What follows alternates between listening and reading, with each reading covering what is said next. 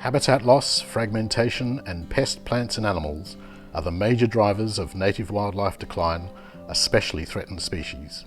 From 2016, the Berry Bushlinks project on the New South Wales south coast creates corridors for native wildlife and addresses these threats. Between the escarpment and 7 Mile Beach, we support landholders to protect and connect patches of native habitat through tree planting, fencing, weed and feral animal control. This area we're standing in is part of the biobanking deal, and so we've got this area and then the new plantings that we've done at the top of the ridge leading down towards the creek, which is part of the Berry Bushlinks project.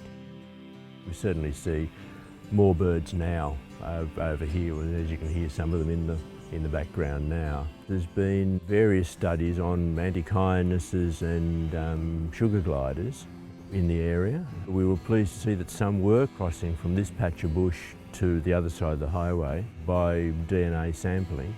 12,000 native tube stock have been planted and 4.5 kilometres of fencing installed. Linked project funding has helped a lot to help protect the riparian zone down the creek from erosion, something that we wouldn't have funded ourselves. About 50 private landholders and 18 organisations are involved. The funding was incredibly important for me and for us here in getting the process started. I'm a rank amateur when it comes to this stuff. Around 80 hectares of weeds have been treated. We've got tons of self-seeding with acacias, other cedars and lots of other natives coming through in the area where we've got rid of the lantana and coral tree. With the help of Berry Bushlinks, we were really able to break the back of this project, which at the beginning kind of seemed insurmountable. We conducted surveys to collect baseline data on native wildlife. Over 200 people have volunteered more than 23,000 hours. This is Campbell's Run. This is an area that's managed by National Parks and Wildlife Service. We've been working with them as one of our project partners in the Bushlinks project to plant trees around the edge of Coomanderry Swamp here as future food and home trees for greater gliders. From here we can see all the way to 7 Mile Beach National Park down at the ocean. There are gliders tucked under the escarpment here, but there are no other gliders between those two population areas.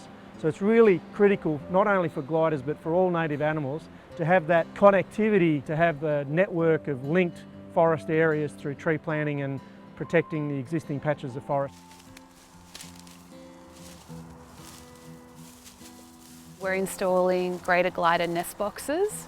The population here is quite endangered. They've been isolated for a really long time, meaning that they're very susceptible to sudden extinction or sudden population loss because there's no new greater gliders coming in to help the population grow.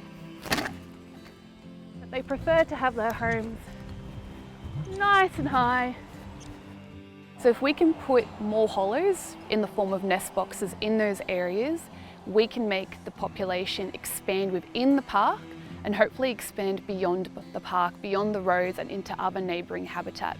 Without that connectivity, without that habitat, there's no animals. Continued funding is critical to prevent wildlife extinctions.